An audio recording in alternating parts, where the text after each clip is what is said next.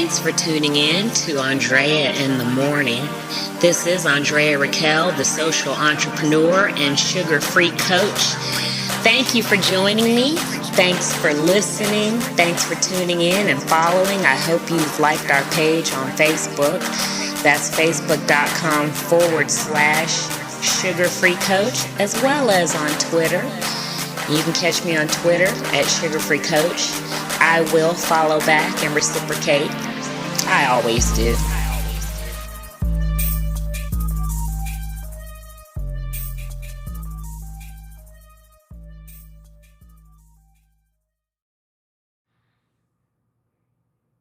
Grand Rising. Welcome, everybody. Wherever you are in the world, wherever you're listening from, whatever time of day it is, Grand Rising, and welcome to the Living Sugar-Free Lifestyle Show, Andrea in the Morning.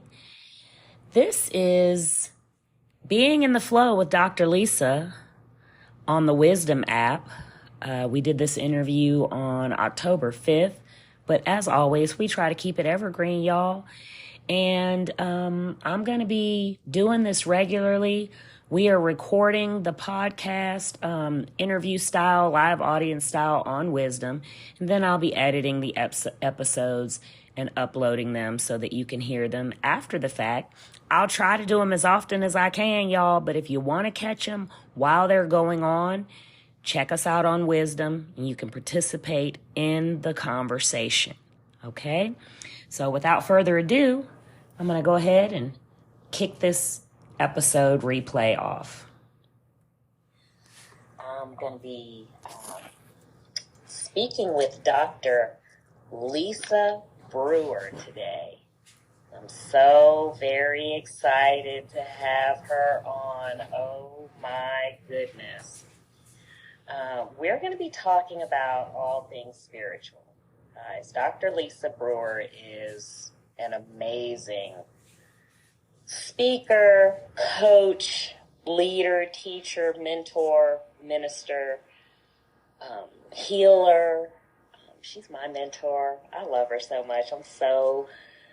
I just feel so over the moon to have found her, and her maternal nature, but it's like she has this maternal nature that complements this strong, divine feminine energy, and it is just so refreshing, and I'm so excited to have her on today. So if you wouldn't mind, tap on the share button, tell everybody that Andrea is finally doing her talk on the Wisdom app, and I am interviewing Dr. Lisa. And you guys, if you may already know Dr. Lisa, because she is actually a top mentor here on Wisdom as well, and we didn't meet on here, believe it or not.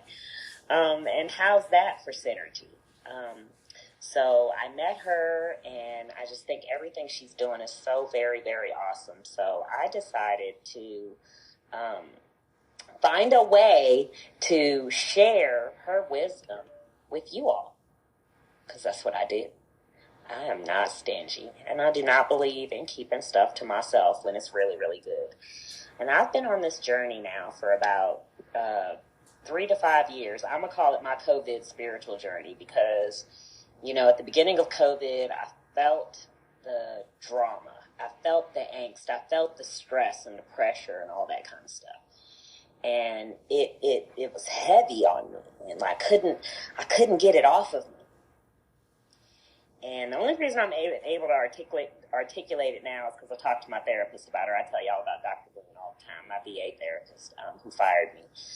But I talked to her about this, and she was like, wow. And she made me promise I was going to write a book about it, because she was like, that's the it. She was like, PTSD, trauma, all these things, they don't just, you don't just like fix it and it's just one and done. It's an ongoing, continual process. And that's true for all humans. Even if you don't have some extreme form of PTSD, that's true for all humans, right? So it's the ongoing work. It's the ongoing learning and growth and, investing in ourselves and learning how to receive from others and not always trying to be the smartest person in the room and all these types of things that really, really make a difference in growing beyond our struggles and our trauma and whatever it is that we've been through. I have a guest waiting. I don't know if this is Dr. Lisa or not. Let me check. Yay. She's so awesome. We just had the most awesome time on TikTok because I wanted to introduce her and kind of tell TikTok is my main, audience platform. And I wanted to kind of introduce everyone to her and let her know what we're going to be doing. So we are going to be having some people join us from TikTok. And I'm very excited about that. If you have already come on, I'm very much looking forward to us introducing my awesome wisdom community to my TikTok friends as well. So we're going to go ahead and pull Dr. Lisa up. Dr. Lisa Brewer of Heart of Inspiration is joining us now. Hi, Dr. Lisa. Hi there. Can you hear me okay? I can hear you wonderfully. Oh, wonderful. Very good. Very good. Very good. Now, how are you? I'm doing great. I am looking at this thingy here where I'm supposed to be able to change the time and make it where your timer doesn't run down, but I don't see it. My friend Terry actually taught me this yesterday, and ironically, I saw it yesterday, but now I don't see it. I wonder if it takes a minute to show up. Maybe. Oh, I'm not sure. No, I'll hear it like this. I'll give it a minute, and then we'll try it again. Okay. Thank you so much. First, and get all excited to get to say this. Thank you so much for giving us your time today. I really appreciate it. It's my pleasure. I love to come and share with people any chance that I get. So thank you very much for inviting me to the platform. You are so amazing. I almost was late. I was watching your 3 most recent TikToks. Oh. Perfect. We're about to go into here today, and I wanted to make sure I asked you about those because I shared them. And you 3 really, really simple and practical things that can just be night and day and make a major shift in someone's life. So I want to talk about that is the main thing I want to talk about. But the first thing I want to do is I want to give you the opportunity to just share a little bit about yourself and, that awesome journey that you've been on that just resonated with me and gave me goosebumps and why I just had to share you with everyone. Okay, thank you. Well, I guess I should have known that, right? So for those of you who don't know who I am yet, I am Dr. Lisa Brewer. I have a doctorate in divinity and in metaphysics. I am I guess you could say mentor, way shower, light worker, energy healer, all of the above.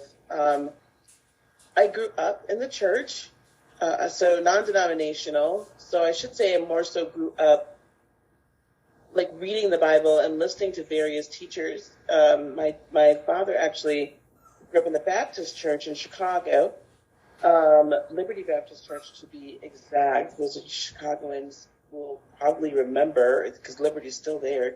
It's one of the oldest Baptist churches in Chicago.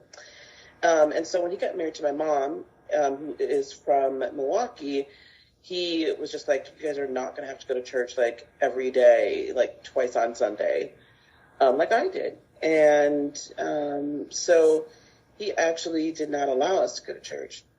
And that's a whole discussion we'll have to have another time. But my mom, who grew up in Church of God of Christ,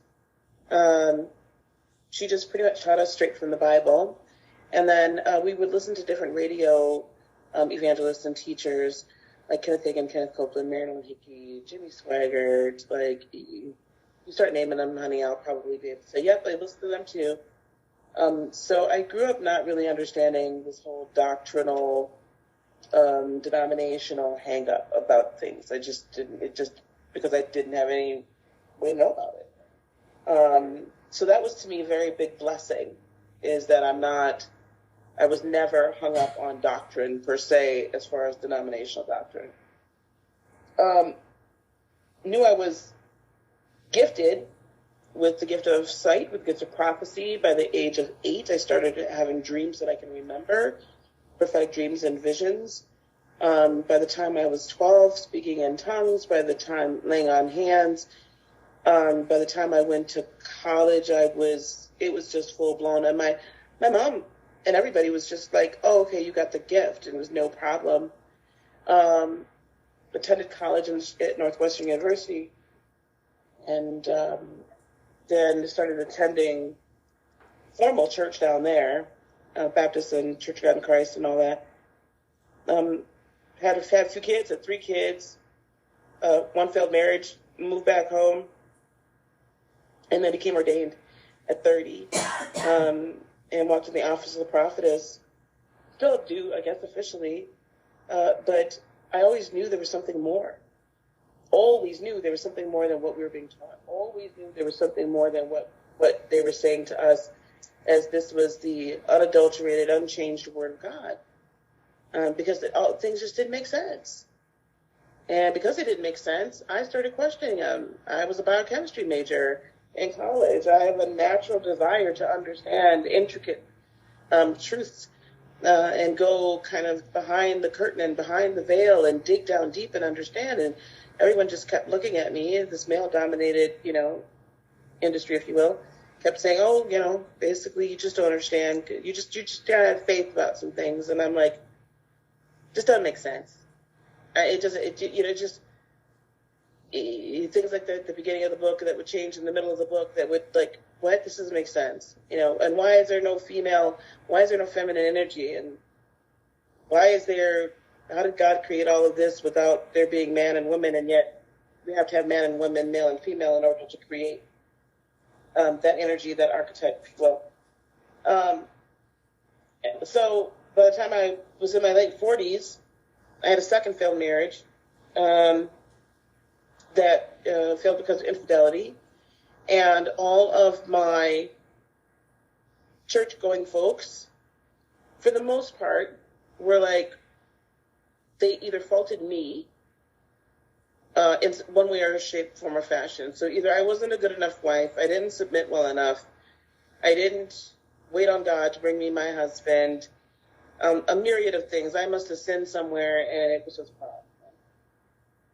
And that just didn't sit well with how this whole thing ends when you catch your spouse in your own home, with another partner that you didn't ordain to have happen. So I knew nothing about. So it was at that point that someone introduced me to empaths and narcissists, and then I started going down the rabbit hole of, watching tarot videos on YouTube. And then a friend of mine here locally took me to a meeting where there was mediums and channeling, and I thought, oh God, I'm going to hell. But I didn't burn. I'm still here. And then I started discovering spirituality and consciousness, and started really discovering my own divinity.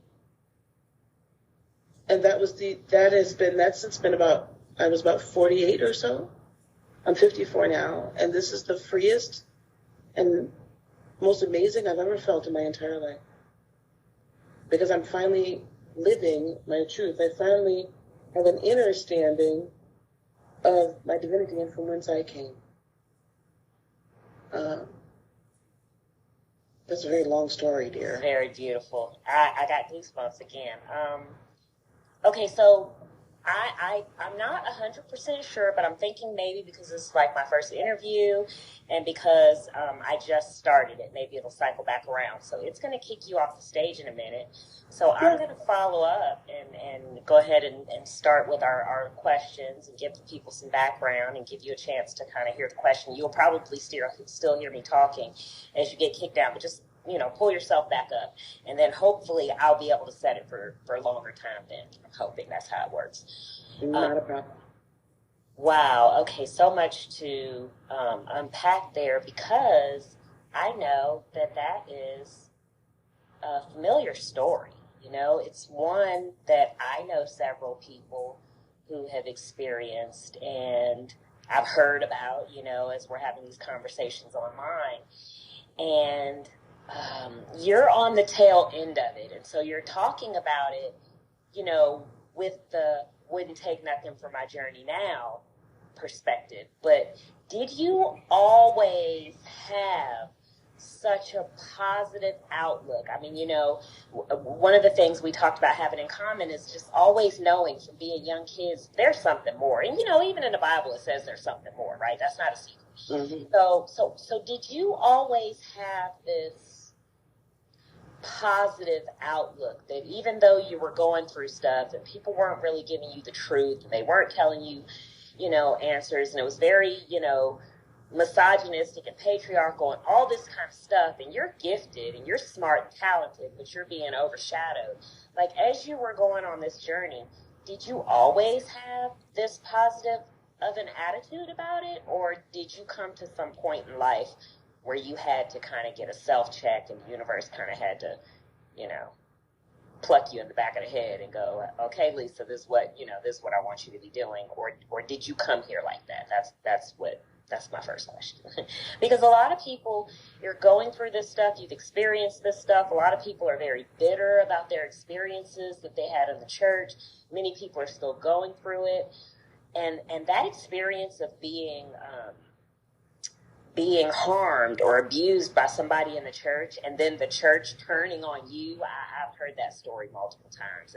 And it's hard to, just forgive and just stay positive and all that kind of stuff. And sometimes, we talk about these things after the fact and we forget to tell the people who are still going through it, oh no, honey, this is what I look like after.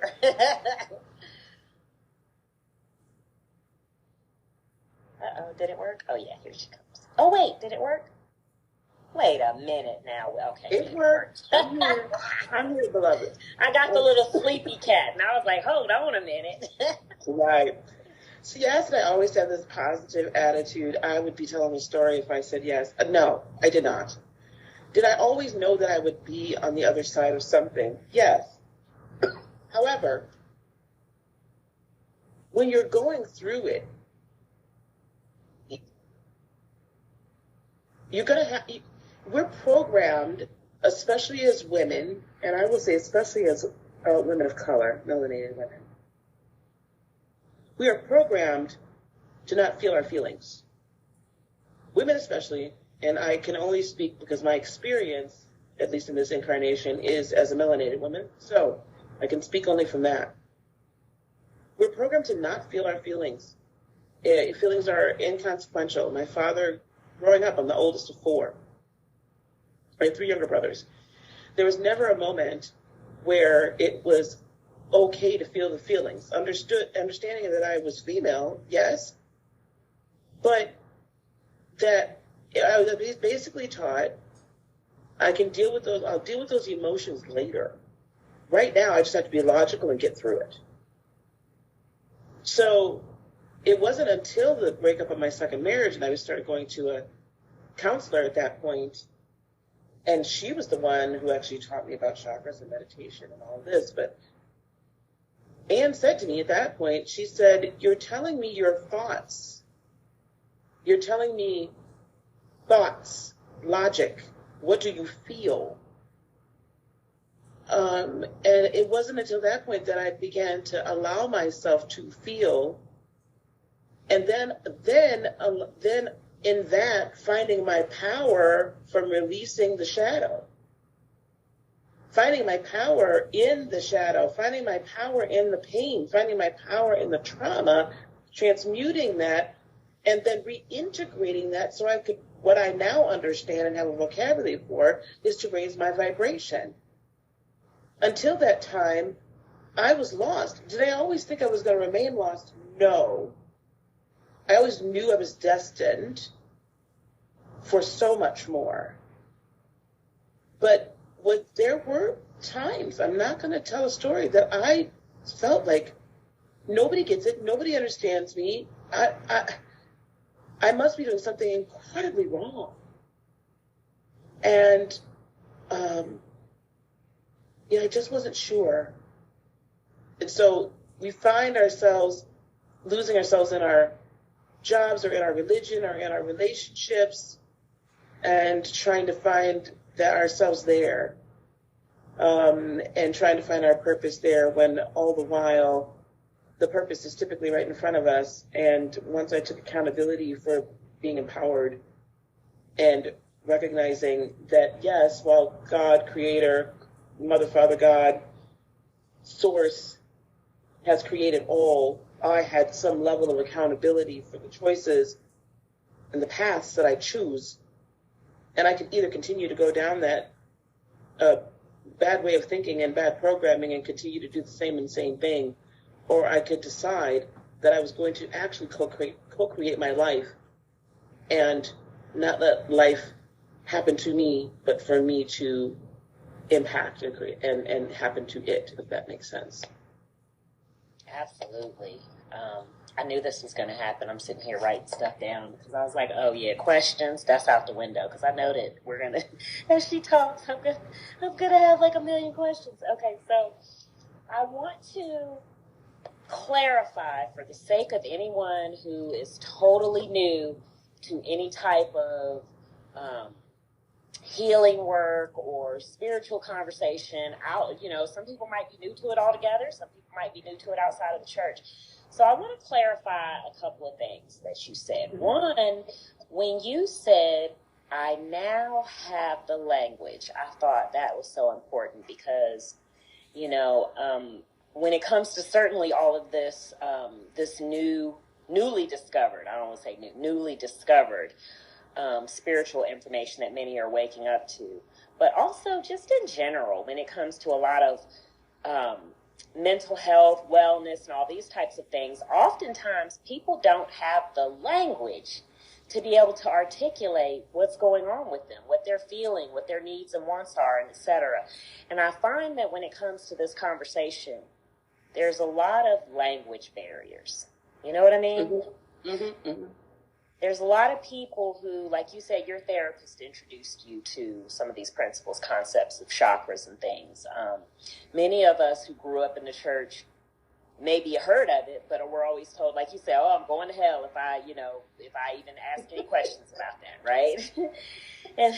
and then some of us, I was a philosophy major in college, and, I got to live around with a lot of different people, so I've known about these things, but when I was launching my wellness business and coaching, being the change and all that kind of stuff, social entrepreneurship in the last 15 years, I would run the other direction every time I would meet anybody who was talking about anything having to do with enlightenment or spirituality, because oftentimes people have the language and that's all they have. Well, that is the problem in this sector, isn't it? In this industry, because it's become an industry. Yes, it is.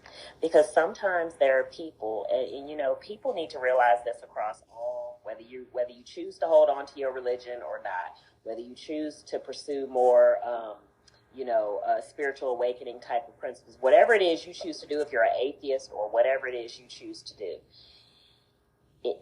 If you see somebody and they're talking about something and it interests you, but then you see the person is full of malarkey, it's going to cause you to run the other direction and never consider it again, And mm-hmm. And I find that there's a lot of people, whether, the Christian folk are easy to see because they're all out in the public eye saying all manner of foolishness right now that they don't have no business saying, that's even contradicting their own religion, But it's not just Christians. It's across all religions and clubs and organizations, and some of our schools were culprits, and et cetera, And mm-hmm.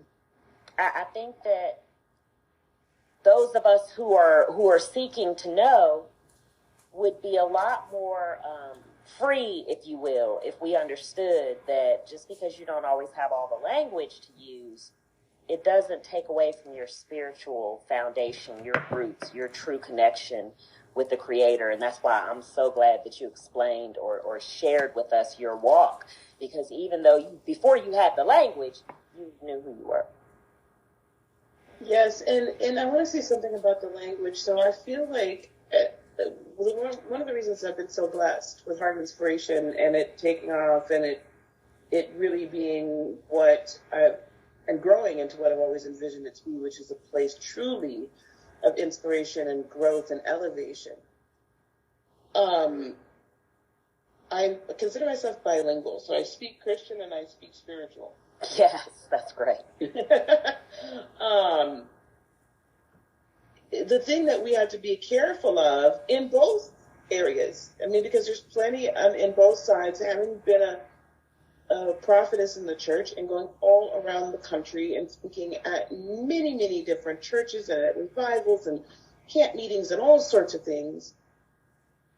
You know, there's a lot of people out here that can talk good talk, but you have to really pay attention to what the fruits of their tree is, and B, really listen intently to your intuition, to your knower, right, on the inside.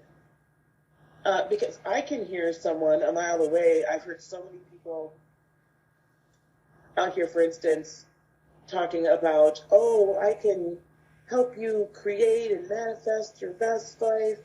And it's, it's going to be, this is the easy button and it's the life hack. And they'll say the words. They'll say all the great buzzwords. I mean, they're even starting to use quantum and this and that, right? And I'm like, and I can just hear them and I can see it. I'm like, you don't even know what you're talking about. And really what you're about to do is charge somebody $20,000. And, some people are probably going to get some fantastic results, yes. But there's not the depth. And I feel very strongly that the problem is that they're not teaching foundational truths.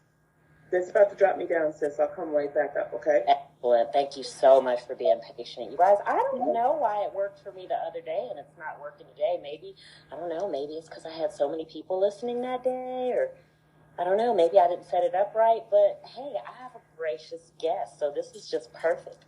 But I wanna stand on that point with what she was on right there, where Dr. Lisa was right there, and I know that everybody listening can relate to this. How many times have you ever wanted, right, to like something, wanted to try to be a part of what someone was doing, and you just jump in head first. You're trying to be a good student, right, and then you get over there and you find out that it's a bunch of hogwash, and it's so disappointing. Yes, and it's hard for me sometimes. I have to be very, very careful that I don't get this whole righteous indignation situation. Yes. And just right? and I just continue to be the light. So I guess my point to all that is this, is we all came here with a level and measure of intuition and intuitive abilities, because we are all spiritual or higher dimensional beings having a human experience. You'll hear that everywhere. I'm not the first person to ever say that to you, I'm sure. But do you really know it?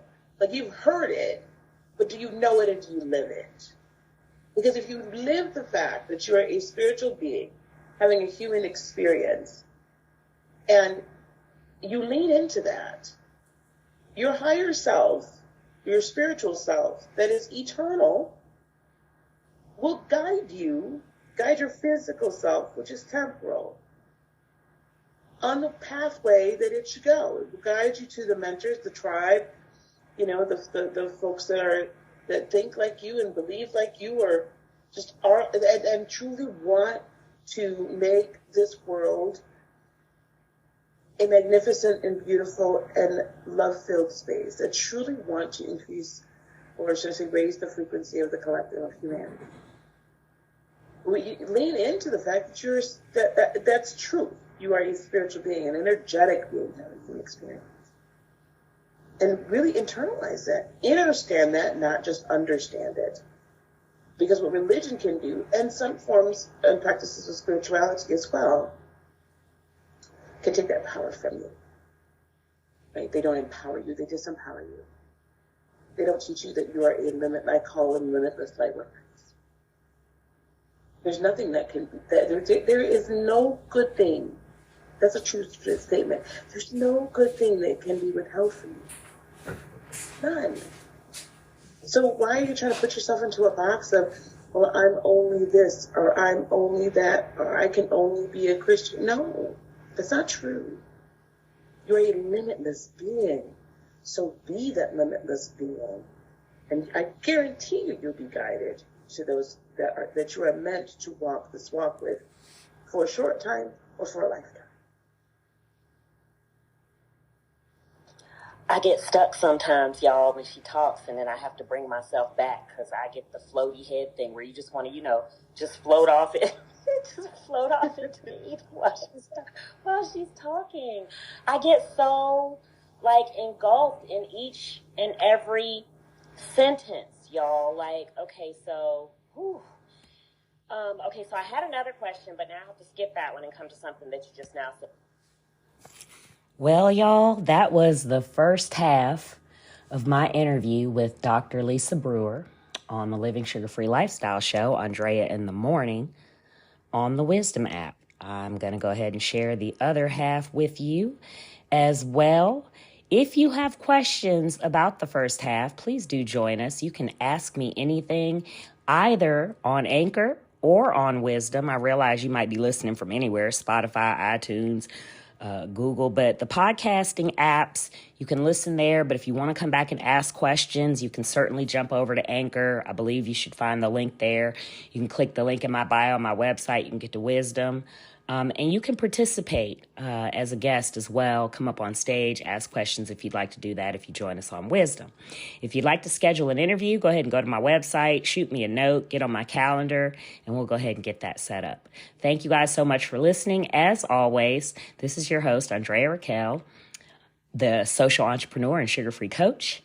And have a great day. Take care of yourself. Enjoy your holidays. Talk soon.